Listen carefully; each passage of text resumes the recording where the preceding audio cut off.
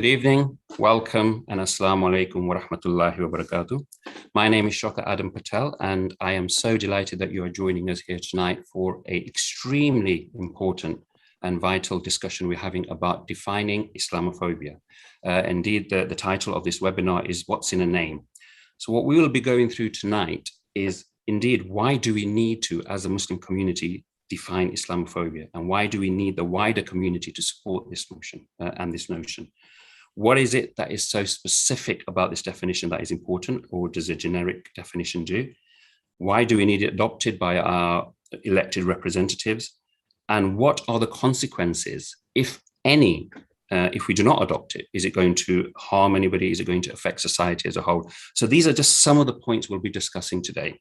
And in order to discuss this matter, I'm delighted to tell you that we have with us extremely esteemed guests, but also very knowledgeable. But in my humble opinion, the most important thing are relevant guests, because there's individuals that we will be hearing from tonight who have dealt with this issue from its conception in terms of the definition. And there's people who have lived through the consequences of not having a definition of Islamophobia too. So I will, with further ado, introduce you to our guests. Firstly, I would like to introduce you to Professor Salman Saeed, who is the head of School of Sociology and Social Policy at the University of Leeds, and is widely acknowledged as one of the leading thinkers and experts on Islamophobia. So, Professor Salman, thank you so much for joining us. And our next guest doesn't really need much introduction.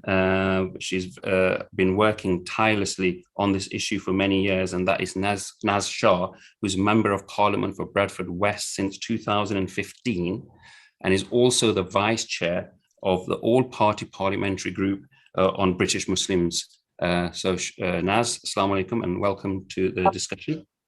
Assalamu alaikum, everyone. Pleasure to be here. Brilliant. And we've also got two people that are very close to myself, being from the city of Leicester, the great city of Leicester. And there's two councillors who have worked on this field. Firstly, I'd like to introduce you to Councillor Sue Waddington, who has been serving the community in one shape or another for the past 4 decades, including being a councillor and also being an MEP and working further afield for our West Midlands colleagues in Birmingham as well. So Sue, thank you so much for giving up your time and joining us today. Thank you, Shokat, and good evening, everyone.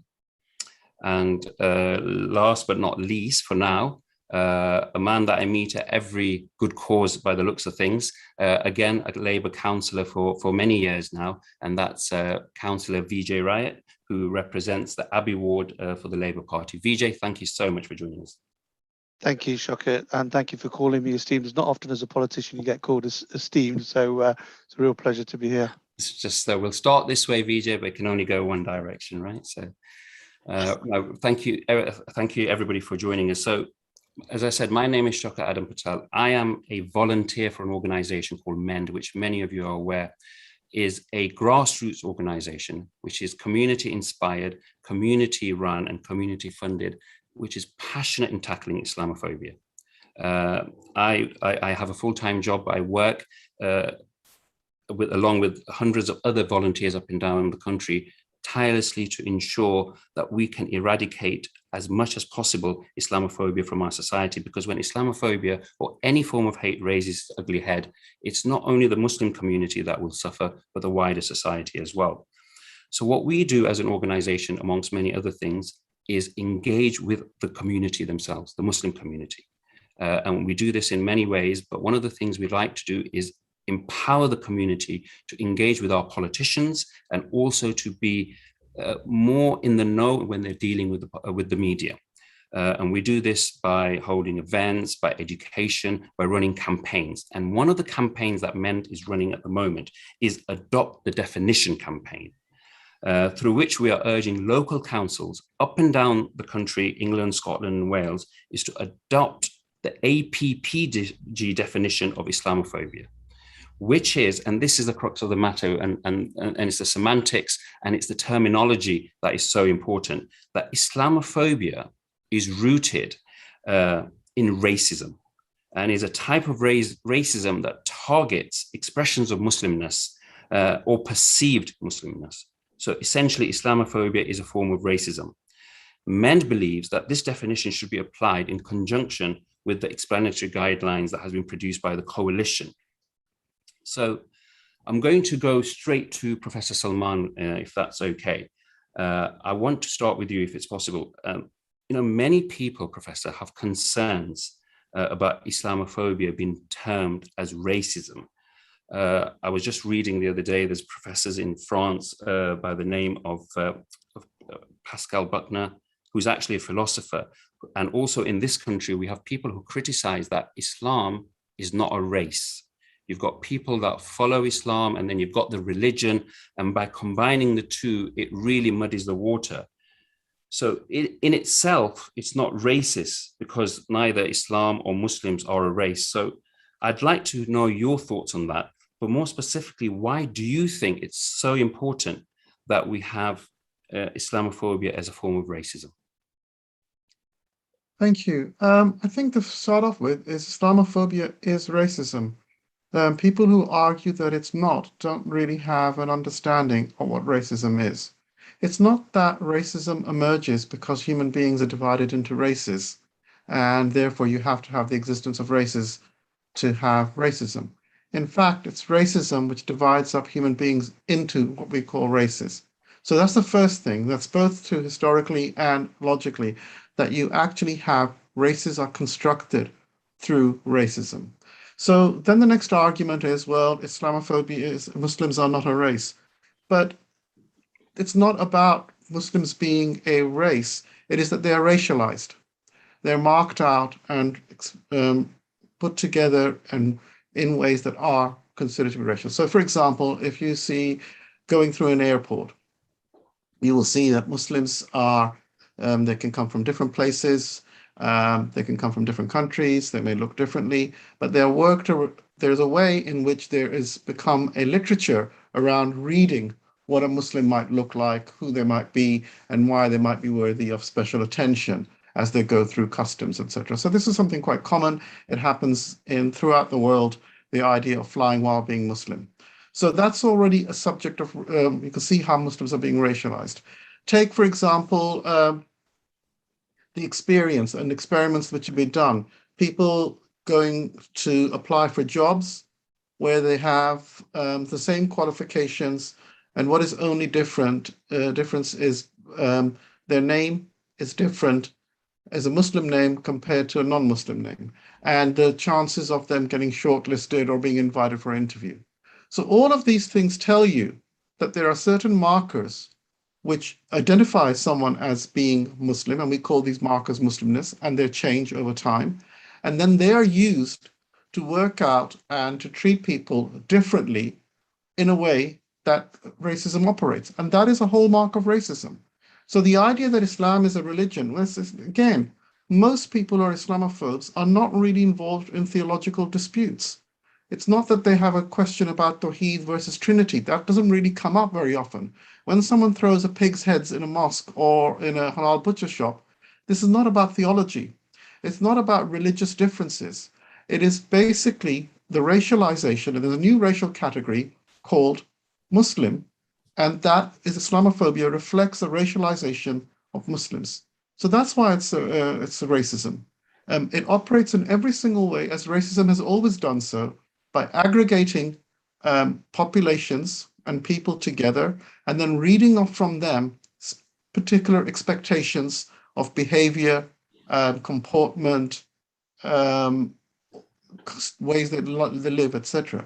So it's not that they are not treated in a way that is about religion. So when a Muslim woman who may be from African descent, she may be from Chinese descent, she may be from any kind of group, her hijab is pulled off, for example, in a bus, what is being attacked? So I think it's a question of these markers, and we need to understand that racism is really not, it doesn't depend on there being this kind of biological entity in the first place. It actually forces people to be racialized. And that's why I would say to you, Islamophobia has always been racism. It is all we're doing is actually recognizing its nature as a form of racism. It's not a form of theological dispute. It's not a form of religious criticism. It is racism. That's very interesting when you say that, Professor Salman. Thank you very much for that comprehensive answer. If I can just lead on to yourself for following on what you said. For example, the National Secular Society and others argue that this broad definition of Islamophobia will silence criticism of Islam. And they feel, or that's their argument. And they're saying that by adopting this definition, then all of a sudden you can't discuss Islam in any context but positive. I think the National Secular Society and those who argue that have very little understanding of how racism works, for starters. But there's nothing in the definition or any public understanding which would stop that. And also the idea that you can't, there are books, libraries are full of books of criticizing Islam and various practices. People do that, but that's not the same as Islamophobia. And why we almost constantly have to go back to this thing that we will not be able to have these discussions about religion, etc. Like, this is not the 15th century where people spend most of the day discussing the finer points of religion and how many angels can be fitted onto the heads of a pin. So these theological discussions that the National Secular Society thinks occur, they don't really happen. And the incidence of Islamophobia, the two I've given you, employment prospects or being attacked in the street, do not involve disputes about religious authenticity or religious practices, or more importantly, on theology. So the idea that you won't be able to criticize Islam, I don't think it follows. It just means criticize Islam without being a racist. Now, if you're saying to me, similarly when the Association of Police Chiefs said that we won't be able to carry out policing. So are you saying the only way you can police things is by being racist? Well, that's problematic for the notion of community policing in itself. No, fantastic. Thank you very much. We might come back to some wider points around that later on, but thank you so much. Next, I'd like to ask Naz, please, Naz Shah. You've been an MP now for several years. You're a woman of color that happens to be a Muslim. Have you had any personal experience of Islamophobia yourself, or in your working life in this carnation or any previous carnations? And just following on from that, why is it so urgent that the UK government and the parties and other organizations adopt this definition as soon as possible? Okay, so first of all, thank you very much for having me here this evening with you, especially during Islamophobia Awareness Month, and thanks for all that you're doing to raise awareness. I think it's really important. Whether I've had experience of it, you just have to look at my Twitter handle to see how much I experience of Islamophobia, the kind of stuff that I get, and the trolling, I think it was a few years ago, somebody did some research and found that, whilst the Dan Abbott gets the most abuse, the most toxic abuse comes towards me, and I'm one of the most trolled MPs on Twitter, and it is Islamophobic abuse. And then I've had the whole kind of, go back to Pakistan. I've I've had people going to prison because of the kind of emails that they've sent me or getting suspended sentences. I've had lots of, I've had I've sued LeVU and won a libel case because they called me, they thought it was humorous to call me a grooming gangs apologist. There's that kind of, and that grooming, the Islamophobic grooming thing is a really, really big one. And it's so there's lots and lots of incidences of Islamophobia and what I experience, and there is that subtle stuff, and then there's the overt stuff, and you see it, and you've got to fight it. And every time I come up, and more recently, last week, and it's certainly going to be in the media again tomorrow, is the whole Azim Rafiq stuff at Yorkshire County Cricket, yeah. Yorkshire, and he has said really clearly that he has had abuse thrown at him because he was a Muslim. And I've raised it in Parliament only last week. I've asked for the government to meet with the All Party Parliamentary Group, and which, the minister said he'd asked the minister to meet because the minister responding, it wasn't his brief when he responded to the urgent question around racism in Yorkshire Cricket Club. But you can't address something. The reason it's important is, so yes, I've had lots of racism, which is Islamophobic, and You can't address something and fix it until you know what it is. And if you don't have a definition and you don't accept that it is rooted in racism, and because Islam, the people of Muslim beliefs, Muslims are racialized, and that this discrimination, how it affects them, the fact that an algorithm for your car insurance, if your name is Mohammed, your car insurance will be higher, and you could have the same credentials with your next door neighbor who happens to be a non-Muslim, who's got the same, you could have identical no-claim bonuses, all the rest of it, same car, same mileage, and you could just have a change of name, and your name will bring up a higher premium.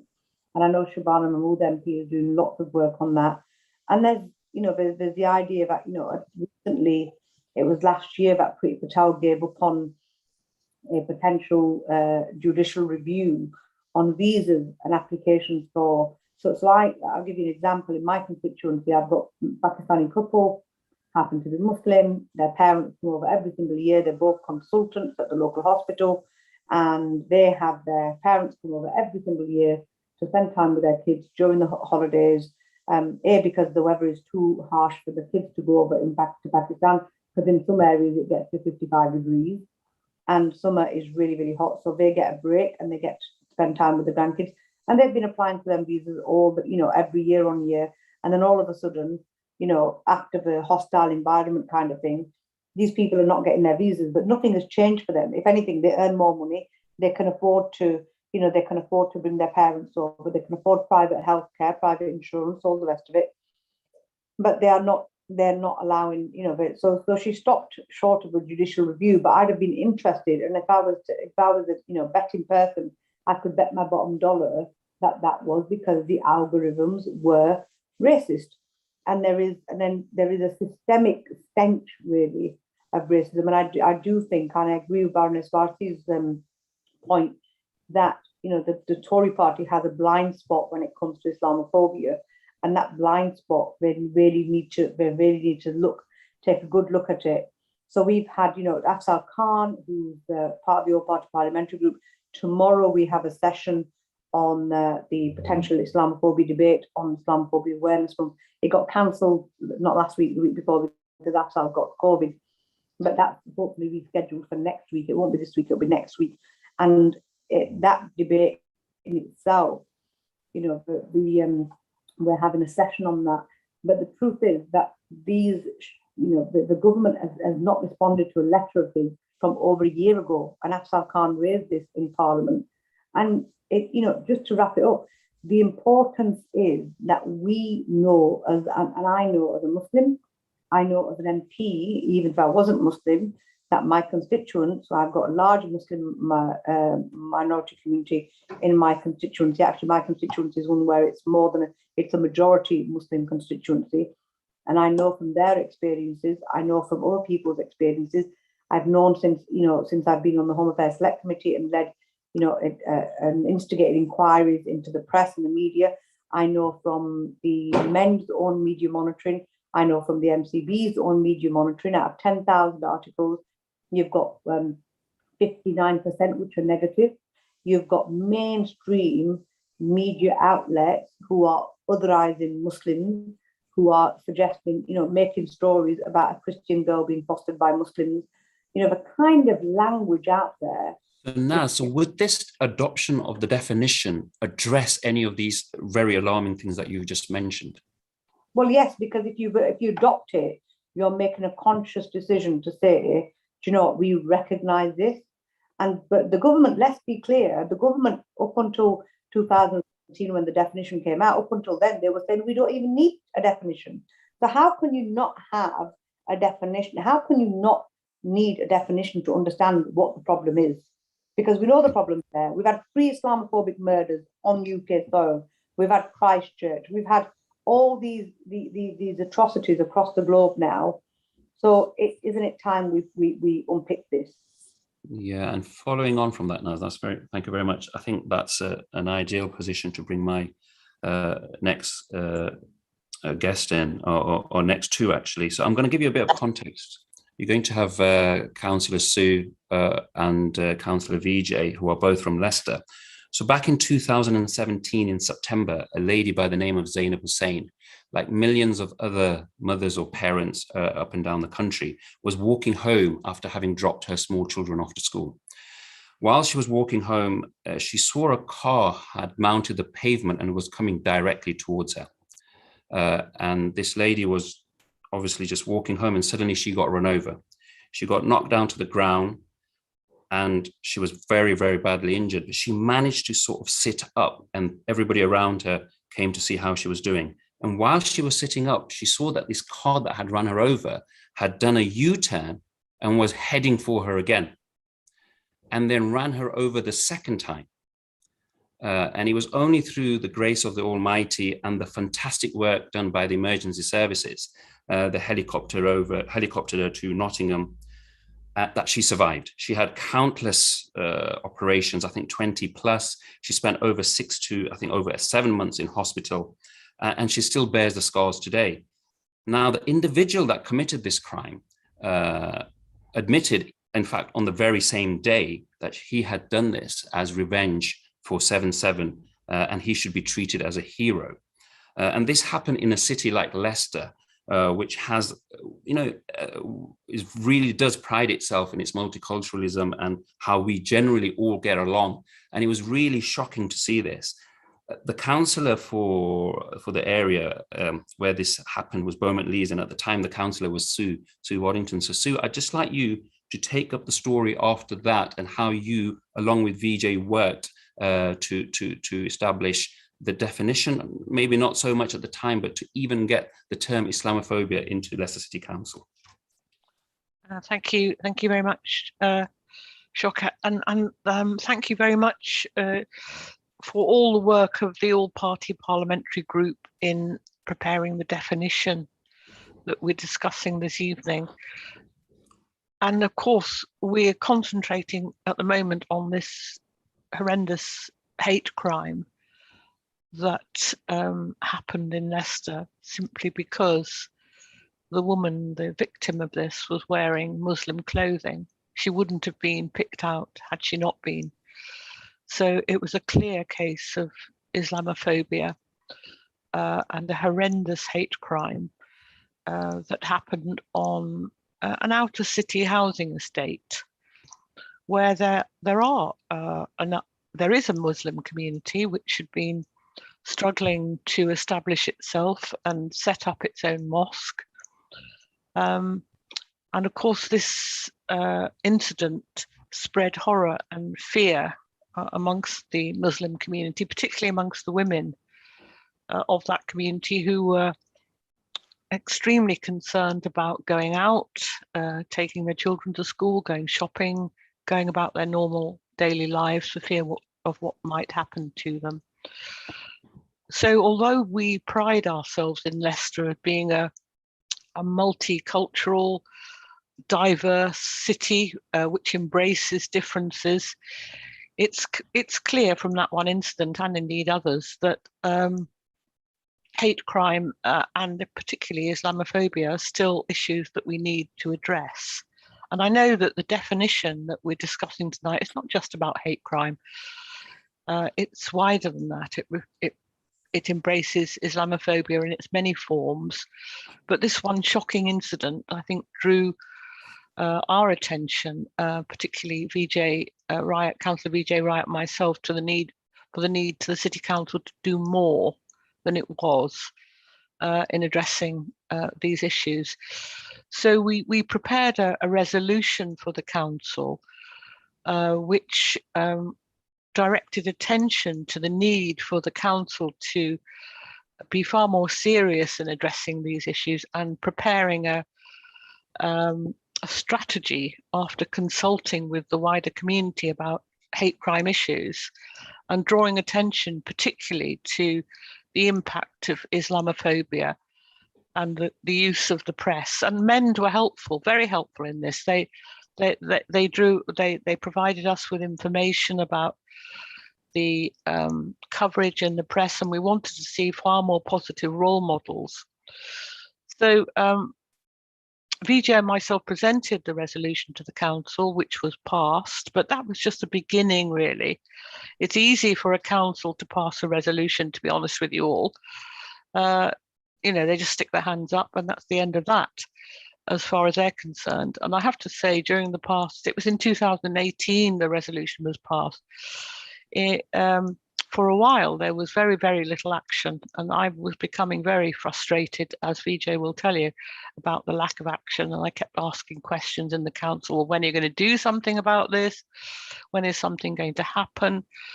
And I'm pleased to say that this year, work has begun. And I think it shows a very serious intent on behalf of the council now to actually draw up something which is going to have an impact, which is going to make a difference. So a resolution and a definition are very important milestones in combating Islamophobia, but action must follow. Otherwise, it's just hot air.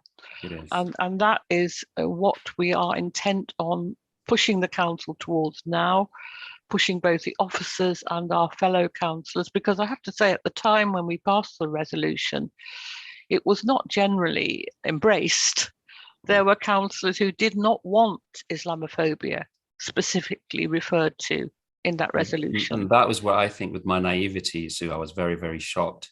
Thank you very much for that. I just wanted to bring VJ in, if that's okay, Sue, on that particular point. VJ, again, thank you so much for all the hard work you did along with Sue in getting the term of Islamophobia in the council. But as Sue said, that was just the beginning of your battle. And I think you had a lot of examples, and you don't need to go into specifics, of the challenges that you faced from your colleagues in the council. Because today a lot of councils have adopted the definition, but there's still a lot of resistance to it. Why do you think, with your experience, that is? Well, I think we have to be really honest that, unfortunately, within our own party, we still do have Islamophobia. I think, any political party, and I know Naz has talked about the Conservative Party, and I think they do have a particular problem around that, but I think we cannot ourselves, the Labour Party, also get away from the fact that, in parts of our party, we do have forms of institutionalized racism, and we need to tackle that. At the end of the day, we are as representative of wider society as any other organization and institution. And I think there are still lots of things at play, and there are tensions between communities as well, often driven by issues which are happening internationally, but whose politics are then brought into this country, into this city, for example. And I think those are things that we have to stay vigilant against, and things which we always have to sort of argue for that harmony, and that we're able to listen to each other and obviously respect each other. And obviously we do have our differences of opinion. We have our differences of opinion, on international issues, on local issues, but there is a way in which we can come together and work together. And I think. So Vijay, sorry, do you think the global, and I think you've more or less implicitly said it, that global Islamophobia is being played out on the streets of the UK, or in the politics of UK?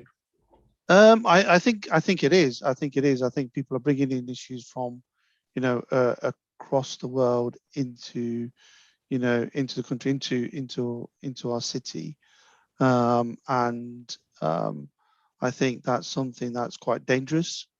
It's something that we don't often talk about because we see, for example, we see maybe Islamophobia, something that happens between, a white community and an Asian community or whatever. But I think we need to see, that Islamophobia can come from lots of different, areas basically, and that's something that we shouldn't be afraid to say and tackle. And I say that as someone who comes from a Sikh background, so I know that between those communities. People have tried to stoke up, you know, some of the historical, you know, aspects of when Sikhism was forming and growing in India, for example, you know. So those are things that, you know, we need to be aware of, and we need to tackle on head on. So it's uncomfortable conversations that we have to have. Yeah, I think we do, and I think, you know, Mend is helping us to do that by having forums like this, and we need to continue those really hard discussions. So when you said, that was really interesting, Vijay, thank you for your answer, it's very honest. It's political, it seems almost like a football being played here by different communities. Do you think politicians are trying to please certain communities over others, vote winners, etc., and there may be some resistance on adopting the definition? Or do you feel that, oh, there you go again, they've fallen under Muslim pressure or whatever, if suddenly a council adopts a definition, or a political party, particular political party adopts a definition? Do you think there may be a case of that? Of course, and you know, trying to get Islamophobia into, let's say, it's like, you know, we get the criticism, well, you only want to appease to, you know, the Muslim community because you want their votes and stuff, and obviously a politician, we do want people to vote for us, you know, that's what being a politician is about. But I think being part of the Labour Party, we have to be very careful that we are based around our core values, and it's not about identity politics. You know, we brought in the issue of Islamophobia into a resolution because it was a right thing to do. It was the moral thing to do. It wasn't based around, you know, whether we're trying to appease one group or another. And I know that, you know, if we do not tackle Islamophobia, we cannot tackle any other form of racism. How can we have the moral authority to say, well, you know, a Sikh here or a Hindu here is, you know, facing prejudice and hate crime, when we do not stand up for what is a very, heinous, you know, issue that we have in our society, which is stopping our country to fulfilling its maximum potential. Thank you. No, really, thank you so much for that, Vijay. Naz, can I just take you back to what Vijay just said there about identity politics? Do you feel there's definitely a case of global Islamophobia playing its part in some of the decision making by our political parties? Yes, absolutely, I do. I think there is, you know, the government is pushing a hell of an agenda when it comes to culture wars. I think that is really, really damaging for us all, and I really value Vijay and Sue's points on, you know, the point is, and I'm going to just use the Yorkshire term, you can't be a bit pregnant, you're either pregnant or you're not. And I use it often to say you can't be on the side of racism if you're not on the side of all racism, against all racism. You can't be, you can't pick and choose. There is no hierarchy in racism. And for me, what the government is doing, I really, really struggle with it. And I've said it openly in Parliament many a time. You know, that there is no hierarchy in racism. If you're on the right side of the history, then you have to look at them all forms of racism. And let's not make, you know, we don't have to have a qualifying statement about racism. There isn't, you know, even when it comes to freedom of speech, when it comes to Muslims, and, you know, the idea that freedom of speech is unqualified is wrong. It's not. You can't just say whatever you want because it's freedom of speech, because we can't use the N-word. We've seen what happened over the last week. Again, at Yorkshire, we're using the P word. And all of these things are, you know, they're unacceptable. And as the politicians, I really, you know, one of the things that I've noted is that every politician, no matter how right-wing or Tory or whatever the politician is, when it comes to Muslim women and what they wear, everyone becomes a staunch feminist. You know, it's like, you know, and this idea that, you know, when a Muslim woman is empowered and does what she does, it's you all need saving, Naz, right? That's true. I mean, all Muslim women need saving. Yeah, you know, we need saving. Oh my God, you know, as a Muslim woman, you've done really, really well. Rather than actually giving me any credit that actually being a Muslim requires me as part of my faith to be the best that I can be, to contribute to society, that's the society that I live in, which is Great Britain, to be best of British, to be best, to play my part. My Muslimness requires that of me. I think you're doing a sterling job to change people's perceptions of that, Naz, if you don't mind me saying. But the idea, can I just add on something that you said there about, because one of the most common criticism you get about Islamophobia, and I remember there was a show in which was hosted in Leicester. It was the show that comes on a Sunday morning on ITV, and it was about whether we should adopt the definition. And the first question was, and I'd like to ask the professor, please, Salman, is adopting this definition just a backdoor entry of some blasphemy, introducing some blasphemy law into this country and curtailing free speech? Does that mean people can't say anything? I know you said it's not a theological discussion, but then where does this leave if they want to discuss anything about the beloved prophet, peace be upon him, etc.? So is this just for those that say that this is just going to affect all forms of free speech? What would be your answer to that? You're just on mute, Professor. Sure. Yeah, my answer would be just to look back a little bit at the history of this country.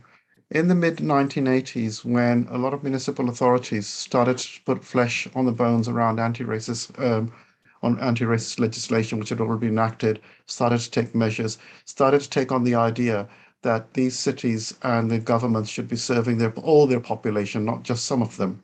You had these stories circulating that if you adopted anti-racism, you won't be able to say blah, baba, you won't be able to have nursery rhymes like Baba Black Sheep, you won't be able to ask for black coffee, etc. They were doing the rounds. It was always made. Comedians came on stage saying you won't be able to tell, humor will be dead, there'll be no comedy, no one will be able to laugh anymore because jokes required you to be racist, apparently.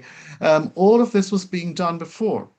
So shouldn't surprise us that the same kinds of arguments are being mobilized in relation to Islamophobia that were being mobilized in relation to other forms of racism, to the idea of racism itself. And I think what would be helpful is if we had, the press actually spend a little bit of time thinking through, just looking at their own experience, rather than just repeating these kinds of memes around this is going to be a threat to freedom of speech. This is exactly when, for example, forget about racism, when issues around feminism emerged and the idea that, there should be gender equality, there should be empowerment of women. The same arguments were used. If you did that, though, no one would want to be, there will be no children, no one would look after children, women will take away all the jobs. All of this was put in their place there. So none of this should be surprising.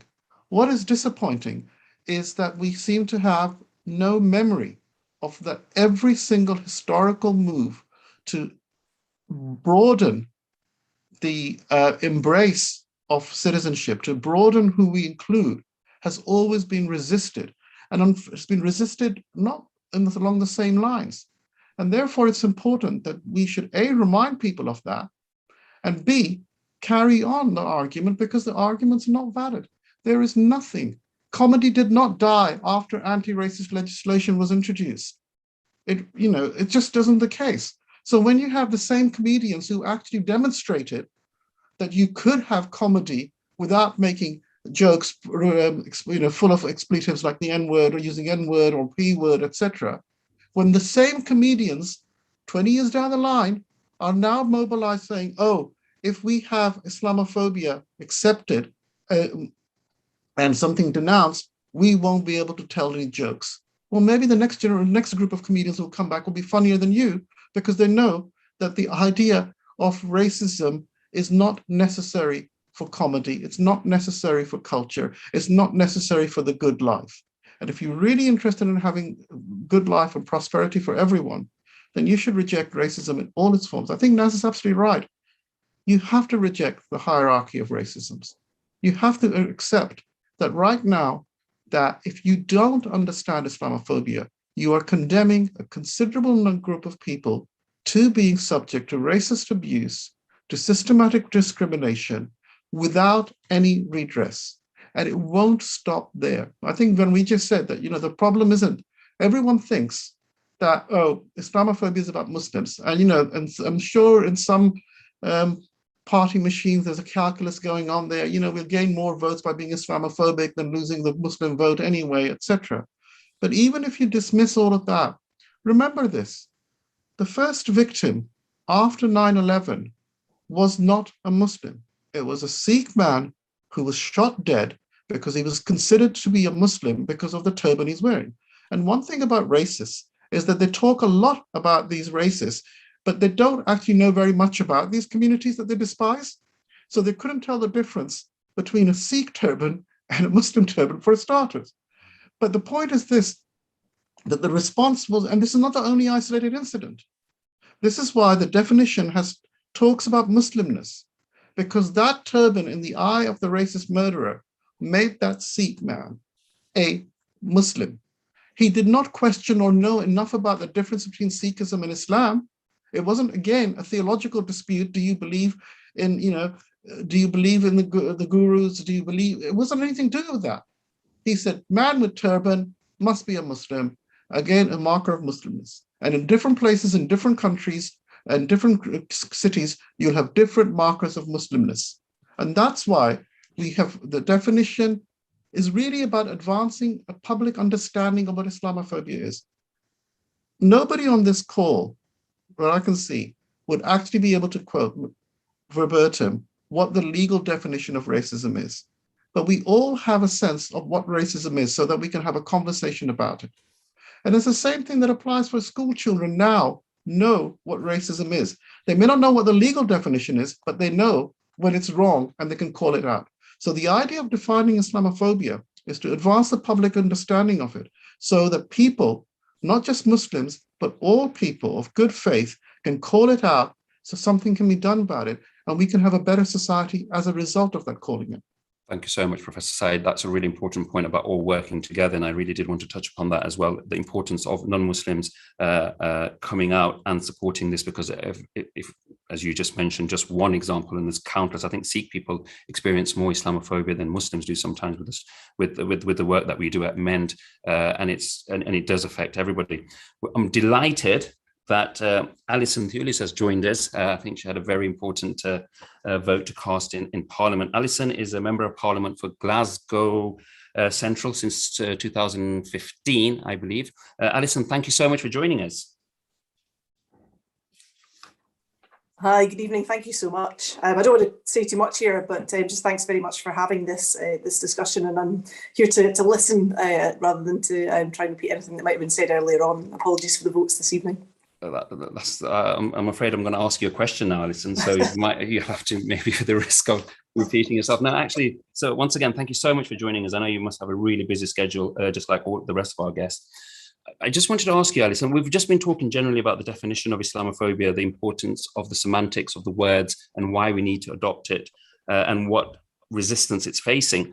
I just wanted to ask you, in the context of Scotland. Scotland, I mean, it's a beautiful country, it's generally promoted and is a very, very friendly country. But very recently, there was a study done, I think, by Tackling Islamophobia, which was a cross-party group of the Scottish government, that somehow revealed, completely contradictory to maybe popular notion for people who live outside Scotland, that 75% of Muslims have experienced some form of Islamophobia on a regular or everyday issue, sorry. Mostly, as Salman just pointed out, and we've discussed earlier, and Naz did as well, that it's women that experience the Islamophobia. And unfortunately, it was Glasgow, where I suspect where majority of the Muslims live, where most of the Islamophobia was being experienced. What progress has been made in Scotland regarding adopting the APVG definition? And obviously, after this report, what needs to be done in order to tackle it? Well, I would say I was just listening to what was being said when I joined there, and I think it's true to say that many people in Scotland do face Islamophobia. As much as we like to think of ourselves as a really welcoming and open country, we can't deny that kind of stuff goes on. It's absolutely unacceptable, but it does go on, and the evidence would really suggest that that's true. So I think there's something for all of us to do in terms of how we then tackle that. There's a big education piece in schools where young people are what young people are taught in schools has to kind of challenge those kinds of acts of Islamophobia and indeed hatred against all different religions and races. And I think there's a good learning, I suppose, that can come of that. If a child comes in and says something, that they are then challenged and they can talk about that as a class and they can deal with that situation and try and get rid of some of that prejudice at root cause. There's also been sort of on the other scale side of things, very high profile public campaigns by the Scottish Government under the One Scotland banner to challenge public perceptions. There's adverts in buses, on billboards, all around the place on social media to challenge people on that behaviour, to say, we will not tolerate as a society your hatred of other people. And that's a kind of cross-cutting across all different kinds of hate crimes that can exist. Is this a government initiative, Alison? It is, yeah. So it's done sort of in conjunction with police, with all the services in Scotland, and very high profile on that as well. And in addition to that, we've now got the new legislation on hate crimes to underpin some of that work too. But as you say, none of that on its own is enough. It has to be that wider societal thing, and we need to challenge it whenever we see it. And in terms of actually specifically adopting this definition of Islamophobia, where are we at? I am not a member of the Scottish Parliament, so I can't tell you exactly where that is at the moment. But I know that the cross-party group in the Scottish Parliament has done great work on this. And my colleague, I think I'm not sure if you would call me a colleague or not, Anna Sarwar has done lots of good work on this as well within the Scottish Parliament. And we've just had Scottish Parliament elections and a good deal more diversity than we've ever had in the Scottish Parliament as well, which I think is again a step forward, which helps to change perceptions, which helps to challenge people's kind of inbuilt prejudices that they have. So it's coming from the top down, and that's quite interesting with what Naz said earlier. I just want to ask, as a layperson on the street, I attend a few meetings, I give a bit of training to police officers, then suddenly the Prime Minister of this country calls women, a very minority of women who want to wear a particular type of garment, letterboxes or bank robbers. The irresponsibility of parliamentarians, is this something, I'm finding very difficult to articulate the question, but I think, Sue, I'd like to ask you, as somebody who's fought racism, how difficult does it make your job when the Prime Minister of country uses words like that? Well, it makes it incredibly difficult because it legitimizes that sort of comment and those sort of prejudices. So, and I think there's a lot of evidence to demonstrate that following from those comments, we see incidents of racism increase. They're recorded as such. So there is a direct link between those sort of comments and people's behaviour and perceptions. It just gives permission for those sort of attitudes to be expressed. And so it's shocking, really shocking. With all the work that's being done, Naz, when the Prime Minister uses these words and as we spoke about Islamophobia being used as some form of political football, what can be done? What can be done from where you are and where the wider community to negate this negativity? I think from our perspective, we are holding the government account by asking the government, and I've used quite a few, Prime Minister's questions. We continue to, the debate next week.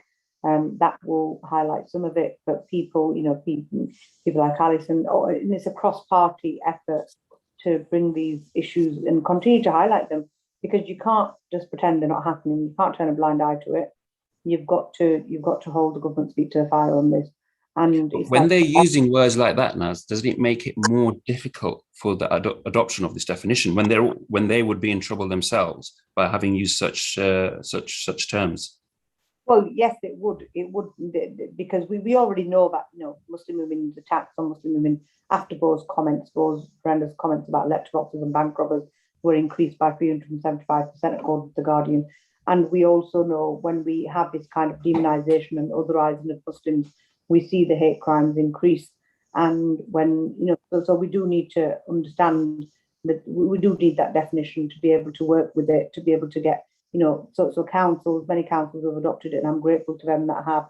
And we certainly, as Shadow Minister for Community Cohesion, we've certainly asked our councils to adopt the definition, and until we get there, we're not going to see. I'm not hopeful of the change, but yes, it does make it difficult, and the Prime Minister should bear some of that responsibility. And I'd welcome, the Prime Minister to speak out against it rather than promoting this culture war, which the government seems to be pursuing at all costs. Okay, brilliant. Thank you very much. Professor Said, I just wanted to ask, there's a lot of definitions that are out there. There are those that oppose this specific definition of Islamophobia, especially which touched upon the term racism. Why do you think it's very important that this particular definition is adopted rather than anything else?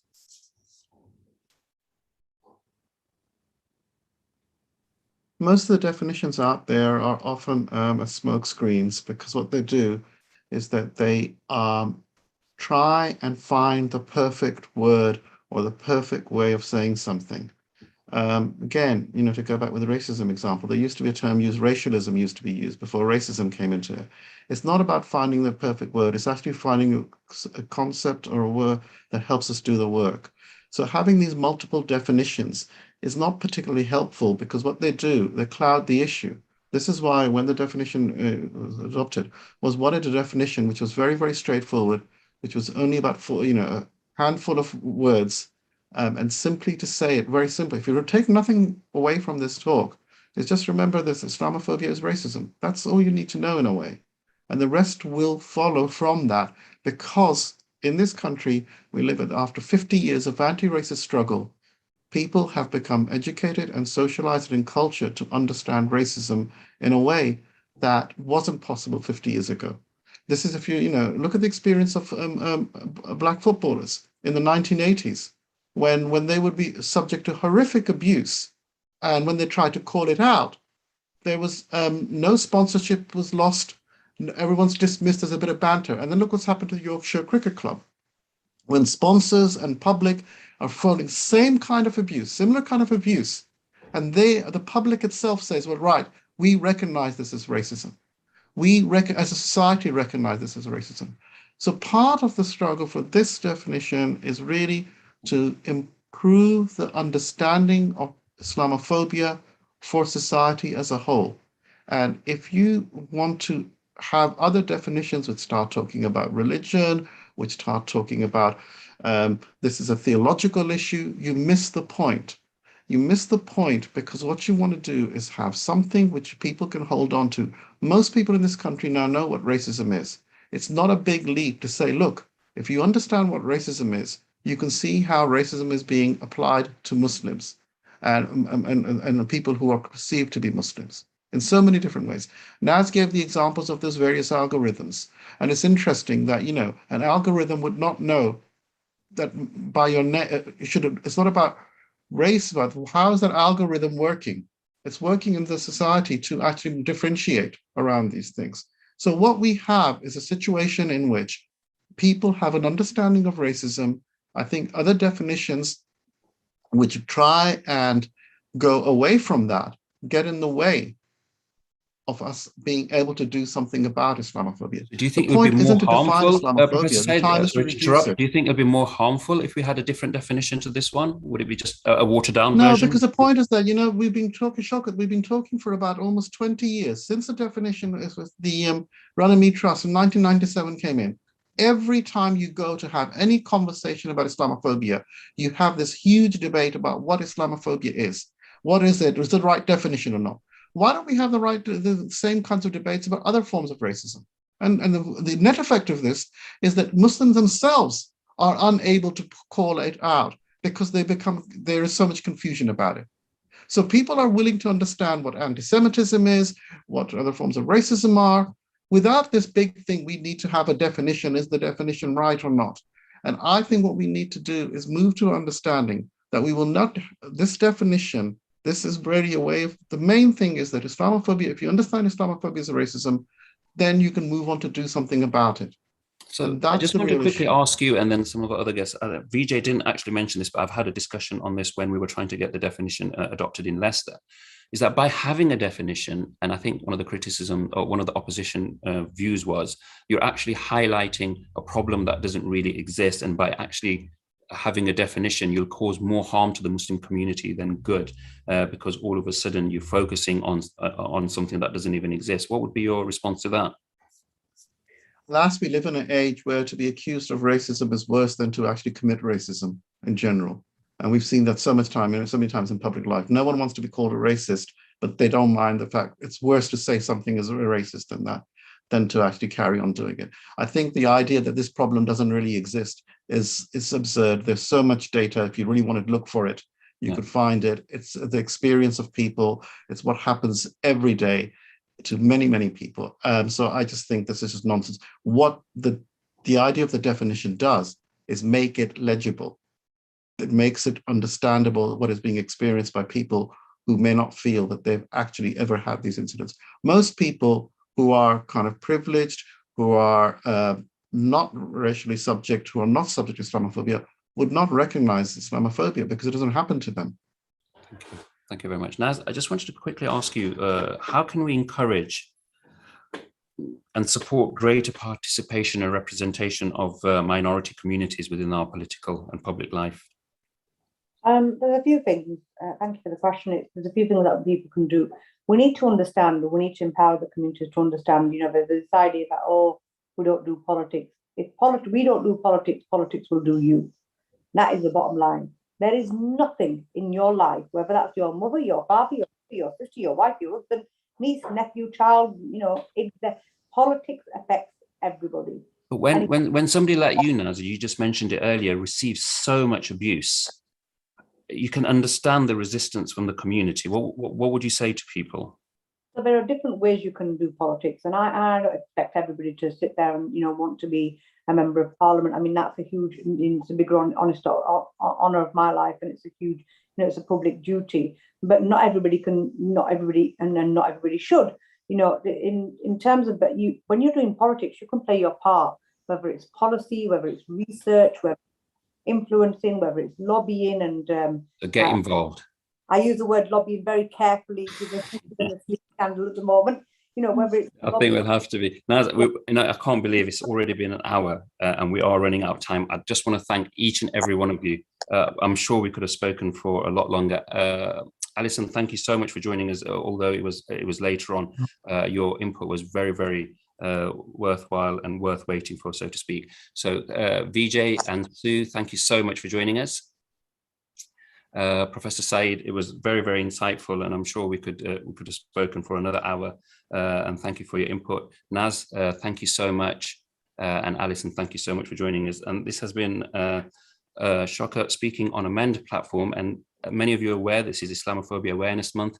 Please do get involved with all the work that has been going on, along with the Islamic Unity Society and all the events that are going up and down the country. Challenge hate, whichever form you see it in, challenge racism, challenge bigotry, regardless of who you are and regardless of who it's against. And we can hopefully all work together to make this world a better place. Thank you ever so much for listening. This is Shoka Adam Patel.